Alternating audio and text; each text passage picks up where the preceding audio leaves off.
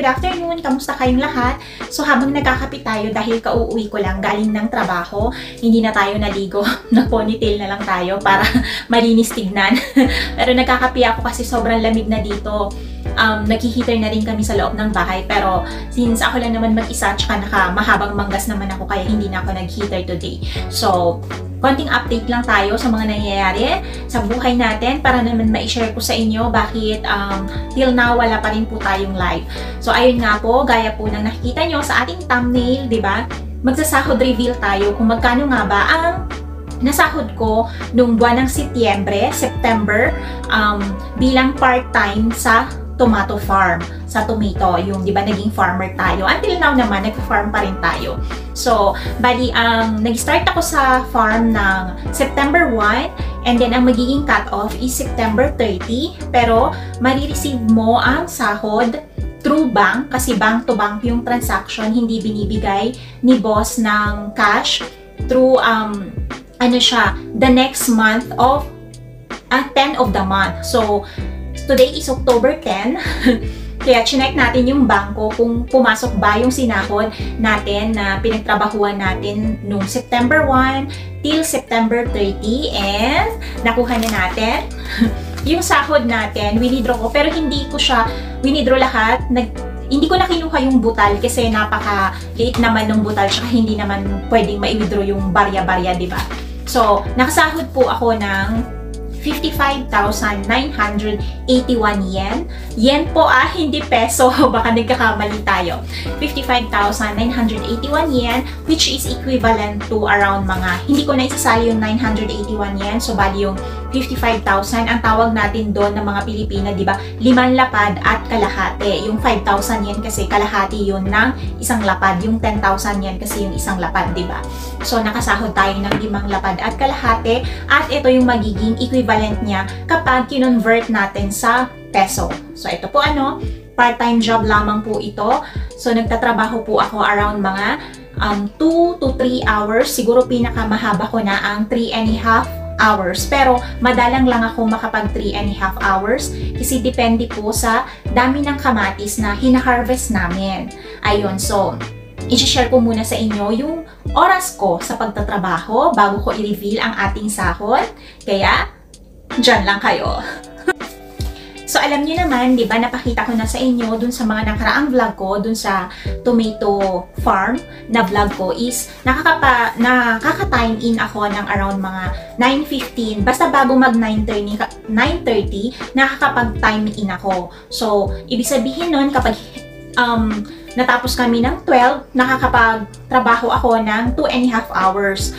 Pero minsan kasi, kapag sobrang dami ng kamatis na hina-harvest namin, tapos konti lang kami, inaabot kami ng mga, minsan past 12, walang lunch, minsan 12:40, 12:30, ganyan. Basta, yun yung pinakamahaba. And then, ang magiging panghapon na trabaho namin is hindi na siya pagka-harvest, which hindi na ako pumapasok kasi syempre, magsusundo ako sa anak ko, mamamalengke ako, dito pa sa bahay, di ba, maglalaba, ganyan. So, at saka ang usapan lang talaga namin ni Mister, kaya pinayagan din niya akong mag-work, is talagang yung pagkahatid ko lang kay Iris sa school, and then, yung time na wala siya, doon lang ako pwedeng mag-part-time. So talagang, ang magiging oras ko lang talaga is 2 to 3 hours na pagtatrabaho, kaya part-time lang talaga, which is nakakatuwa, alam nyo ba, kasi di ba, may sarili tayong income. Di ba, napakaliit lang siya compare mo sa talagang yung magtatrabaho ka ng the whole day, yung 8 hours, tapos meron ka pang overtime, aabot ka ng mga 8 to 9 hours, till 10 hours na mag-work ka. Syempre, sobrang laki ng sahod ng ganon, di ba? Pero sa akin kasi, di ba, yung oras na wala kang ginagawa and then nandun ka, although talagang napakahirap, alam niyo naman, sobrang babad tayo sa araw, lalo na pag pumapatak na ng malapit na mag-alas 12. Diyos ko guys, yung init sa loob ng house, talagang para kang masusuffocate talaga kasi walang hangin na pumapasok doon sa loob ng house. Pero nitong mga nakaraan, since October na kasi sa amin, so medyo lumalamig-lamig na yung panahon.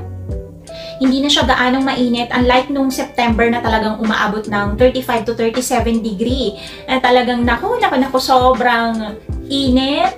Talagang hindi mo alam kung masusurvive mo ba. Yung mga first week ko, nung unang araw ko sa work, talagang lumalabas ako sa loob ng house na nakatunganga kasi yung parang hirap na hirap akong huminga. Alam niyo yung ganun. So, napapalayo na tayo. So, ipapakita ko na yung sinahod natin para naman ma-share ko sa inyo kasi alam niyo naman, unti-unti kong sinishare yung buhay ko. Diba? Nitong mga nakaraan, puro skincare ang mga sinishare ko sa inyo. Ngayon naman, yung sahod reveal ang gagawin natin. Diba? Para naman maiba-iba. So, ito yung sinahod natin. Ayan.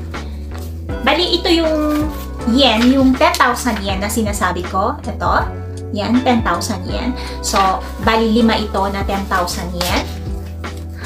Napaka-konti lang siguro. Pagtatawanan tayo ni Mr. for sure.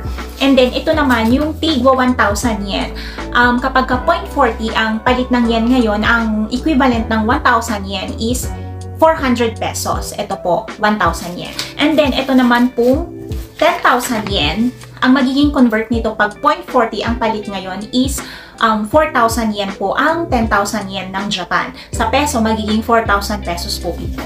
Ayun, so, di ba, gaya nga ng sabi ko, pag i-convert mo sa peso itong 55,000 yen, 5 lapad at kalahati is umabot siya ng 21,000 na sa peso pag pinalit mo. So, not bad kasi 'di ba, meron akong budget sa sarili ko. Although binibigyan naman ako ni Mister ng budget ko sa sarili ko, iba yung binibigay niya sa mga bills, sa mga pambayad, budget sa bahay, ganyan. Meron din ako para sa akin na binibigay ni Mister. Pero syempre, mas masarap kapag kumikita ka din ng sarili mong pera kahit ganito lang. Tsaka, 'di ba, hindi naman napakabilis lang matapos ng 2 to 3 hours kasi syempre may oras din kasi ng pagdi-deliver ng kamatis si boss. Kaya dapat daw before mag-12 matapos na ang harvest ng kamatis.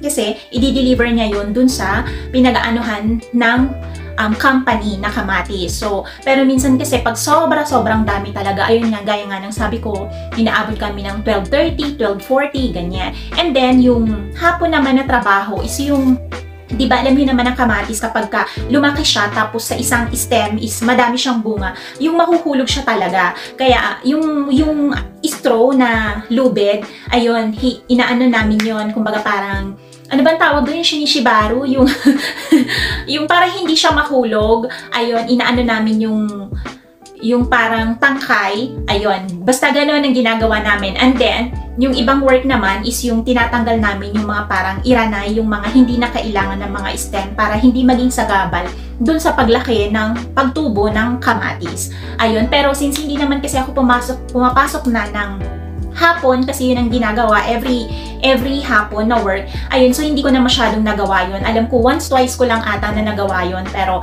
ayun nga, since half day nga lang ako, diba, 9:30 to 12 lang yung work natin. Ayun, so since na-share ko na sa inyo ang aking sahod kung magkano ang sinahod natin sa month ng September, syempre, gusto ko rin mag-share sa inyo ng pamerienda GCash. Konting blessing lang para sa lucky names na mabubunot natin sa video na ito, sa lahat ng mag-watch ng video na ito. So,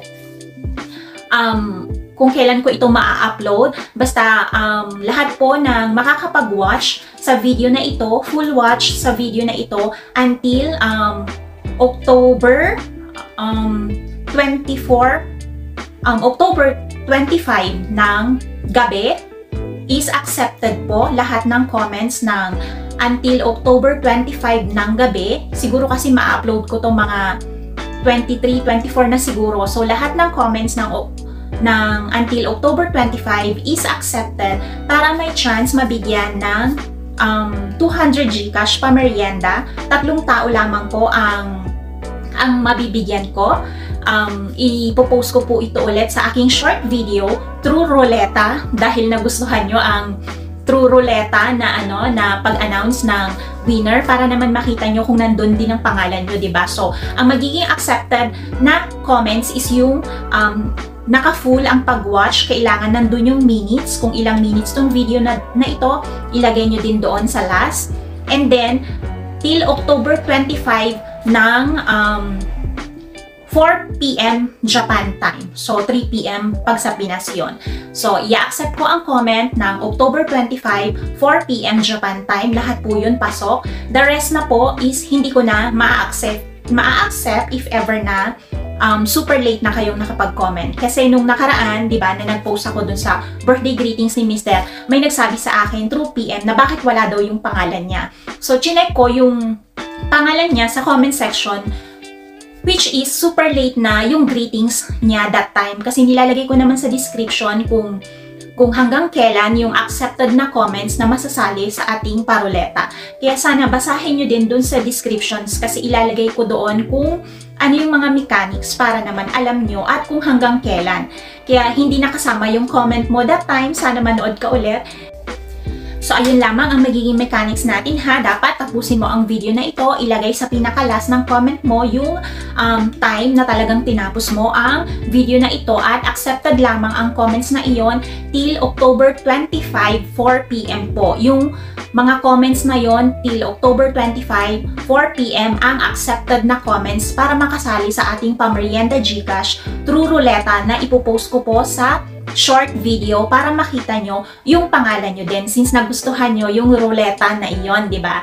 So, ayun. Clear tayo dun ha. So, wala nang magre-reklamo sa akin kapag nakita nyo or hindi nyo man makita ang pangalan nyo sa ruleta na iyon. Ibig sabihin nun, hindi na po counted yung comment nyo dahil lumagpas na po kayo sa time limit. Okay po? Clear tayo dun ha.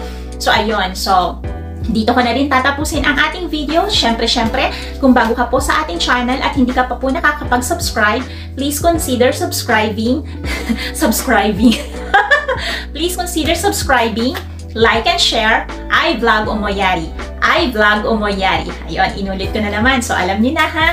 Maraming salamat po sa walang sawang panonood ng ating mga videos and see you guys on our next video. Thank you so much guys sa pakikinig always. Bye!